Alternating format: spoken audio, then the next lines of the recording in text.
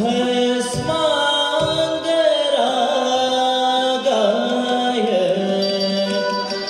भस्माङ्गरागाय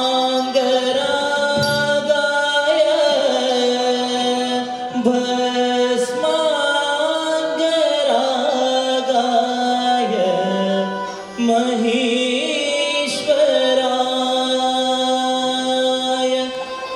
नमस्कार, मैं सुरभि भारती होम्बल कला सुरभि में आप सभी का स्वागत करती हूँ। साथियों, आज मैं आपको श्रीमती कामना नायक, नृत्यांजलि कला एकेडमी भरतनाट्यम जबलपुर की डायरेक्टर, उनसे आपका परिचय कराने जा रही हूँ। कामना जी, मैं आपका स्वागत करती हूँ। नमस्कार सुरभि जी। सर्वप्रथम तो मैं आपको धन्यवाद देती हूँ कि आपने मुझे ये मंच दिया।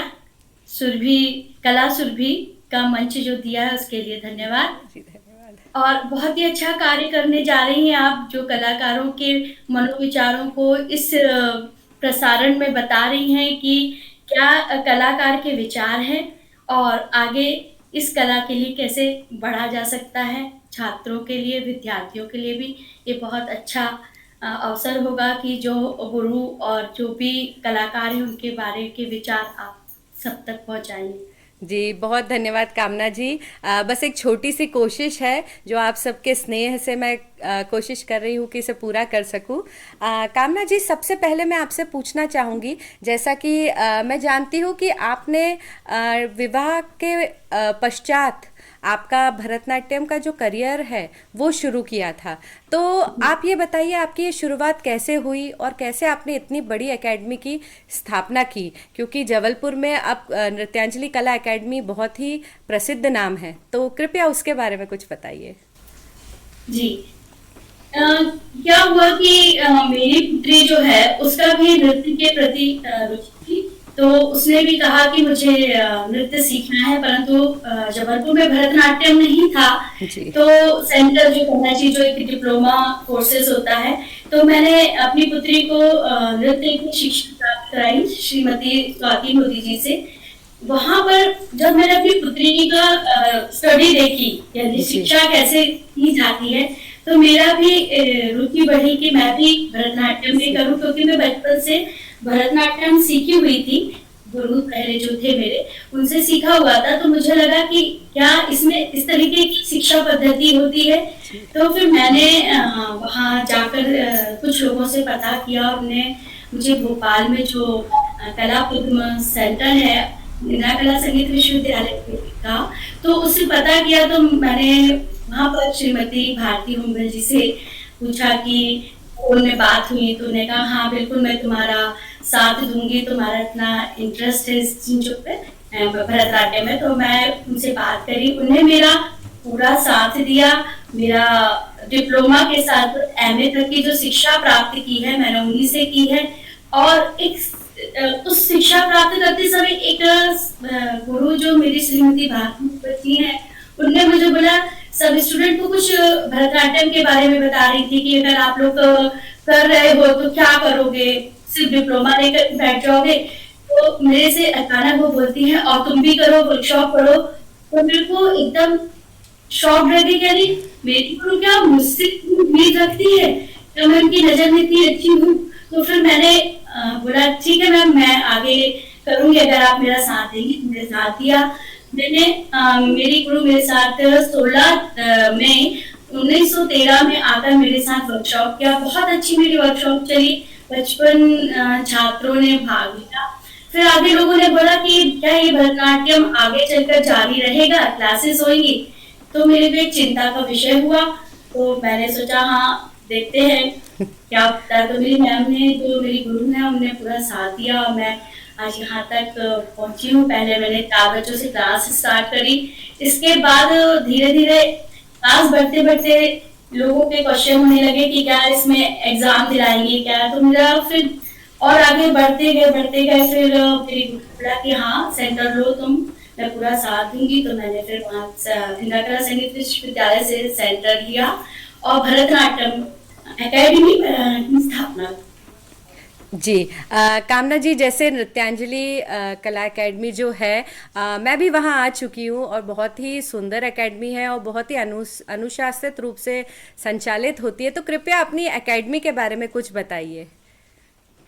मेरी एकेडमी में शुरू से जैसे गुरु से शिष्य शिक्षा प्राप्त करता है, मैंने भी अपने गुरु से यही शिक्षा प्राप्त की थी कि लगातार मैंने सप्ताह में 5 दिन क्लास रखो।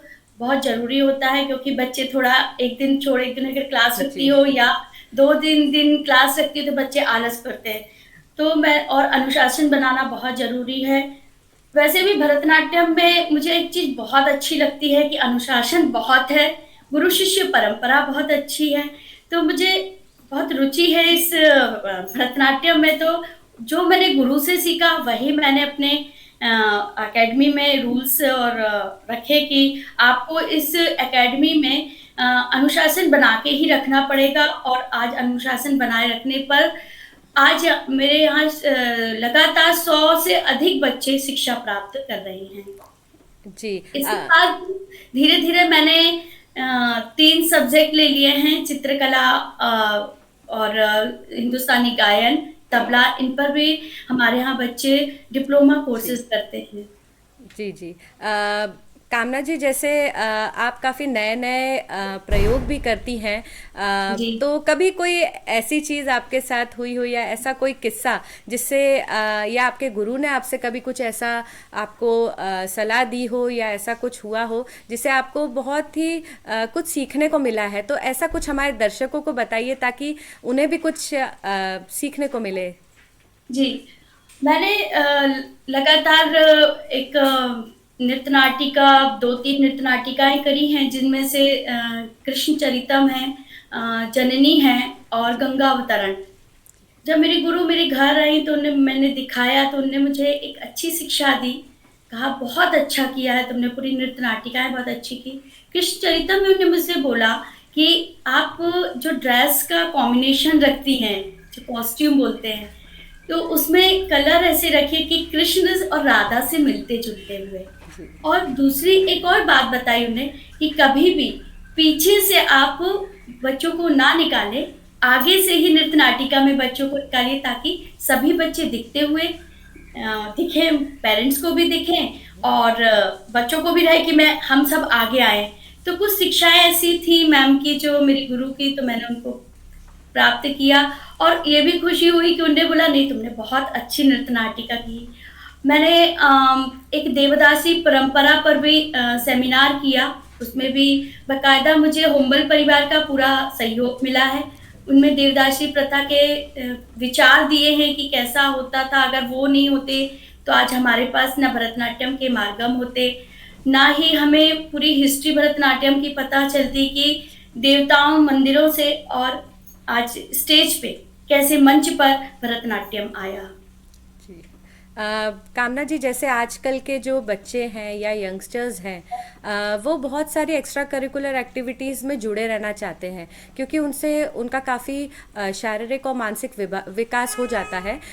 तो मैं आपसे जानना चाहूँगी कि भरतनाट्यम से बच्चों में क्या अनुशासन आता है और उससे उनका किस प्रकार से विकास होता है? आज के बच्चों में भरतनाट्यम की बात लेते हैं तो जब मेरे ख्याल से विद प्रथम या मध्यमा अंतिम में जो एक गुरु शिष्य परंपरा का एक टॉपिक आता है, तो मुझे पढ़ना भी बहुत अच्छा लगता है, बताना भी अच्छा लगता है जी। जी। कि गुरु शिष्य परंपरा को यदि हम डीप जाए और पढ़ें तो उससे एक सब कुछ समझ में आता है कि गुरु का क्या महत्व है, शिष्य का क्या महत्व है, जी। और गुरु और शिष्य का रिश्ता क्या है, जी। और उससे हम कैसे अनुशासन से बंधते हैं। मैं बच्चों को यही बोलूंगी कि आप सर्वप्रथम तो यदि किसी भी कला का कोई भी विषय हो उस पर जाते हो, सर्वप्रथम आपको धैर्यता रखनी होगी।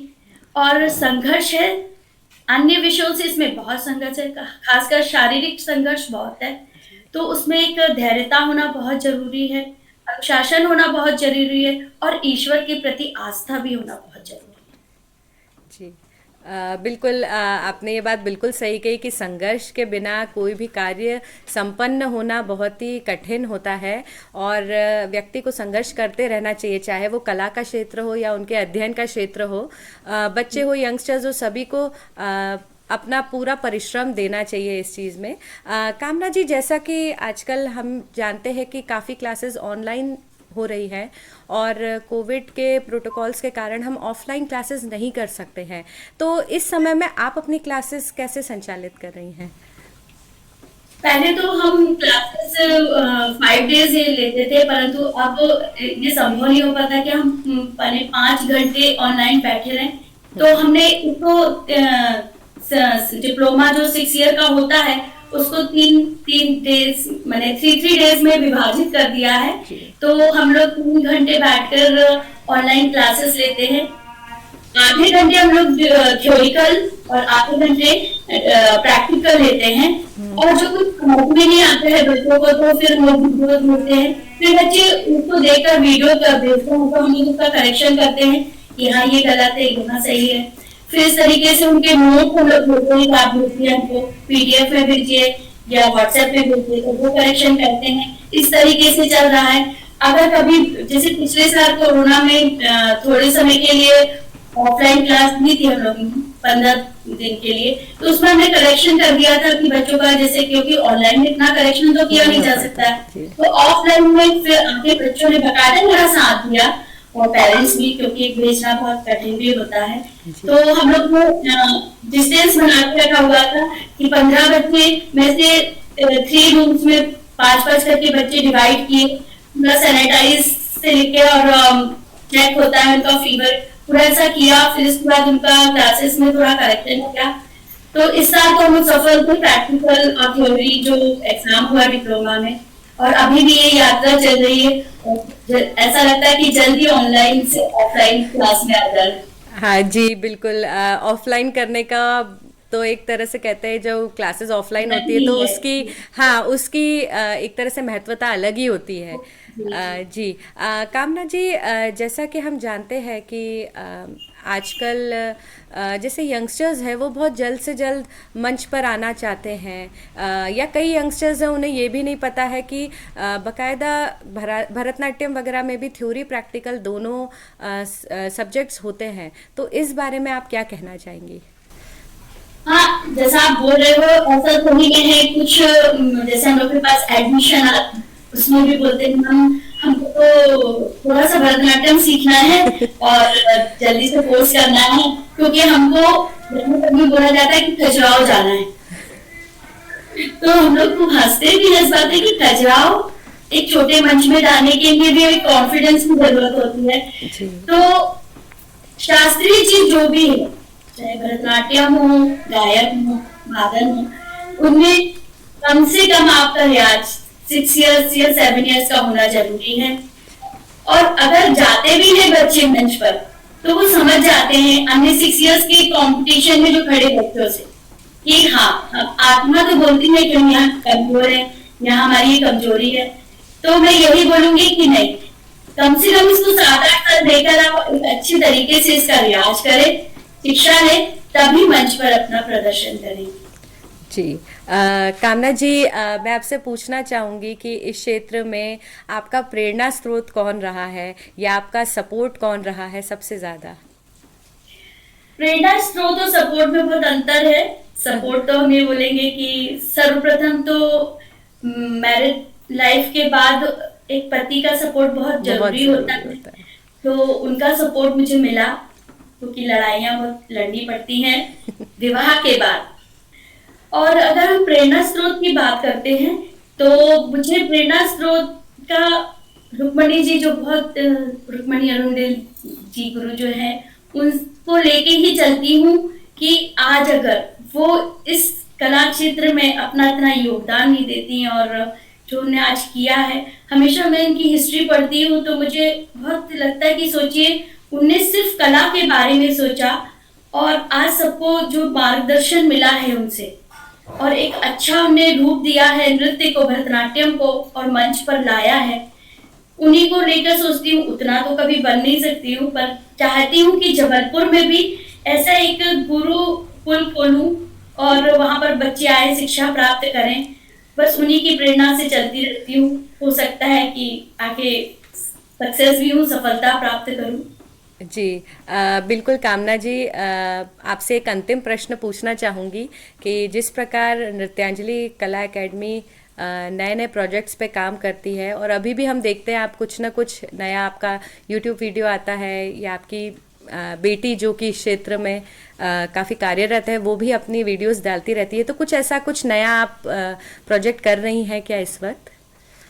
हाँ, अभी क्योंकि यूट्यूब का समय चल रहा है, तो बस ये जो बच्चे को लाना, मुझे ऐसा लगता है कि कुछ अभिनय, नृत्य के अलावा अपने भरतनाट्यम में अभिनय भी प्रधान होता है, तो मैं उस पे भी ध्यान देती हूँ कि अभिनय आए बच्चों का। तो अभी मैं एक सोच रही हूँ कि गुरु और शिष्य के रिश्ते में कुछ एक नया कुछ बनाने जा रही हूँ, जिसमें जो बच्चे मुझे लगते हैं कि इनको अब मंच तो अभी मिल ही नहीं रहा है, तो लगता है कि इस द्वारा ही बच्चों को मंच। दिखाया जाए कि हमारे एकेडमी में बच्चे भी अभिनय में भी प्रधान हैं। नृत्य में तो अच्छे हैं, पर मुझे अभिनय पे भी लगता है कि बच्चों पर ध्यान देना चाहिए, तो मैं उस अभी प्रोजेक्ट पे काम कर रही हूँ।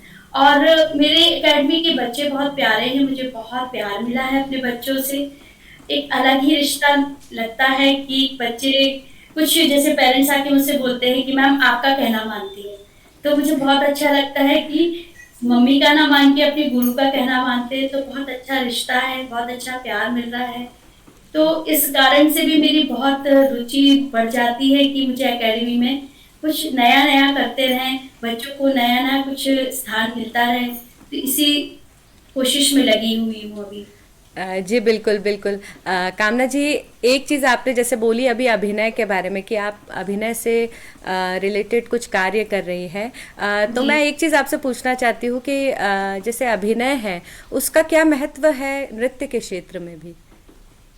जी, अभिनय का नृत्य के क्षेत्र में आम दर्शक के लिए बहुत महत्व है, क्योंकि नृत्य वही समझ सकता है जो उसमें अच्छा होगा, माने पारंगत होगा। जी हर आम दर्शक तो नहीं समझ सकता कि नृत्य में ये क्या दे रहे हैं, क्या मुद्राओं से प्रस्तुत कर रहे हैं।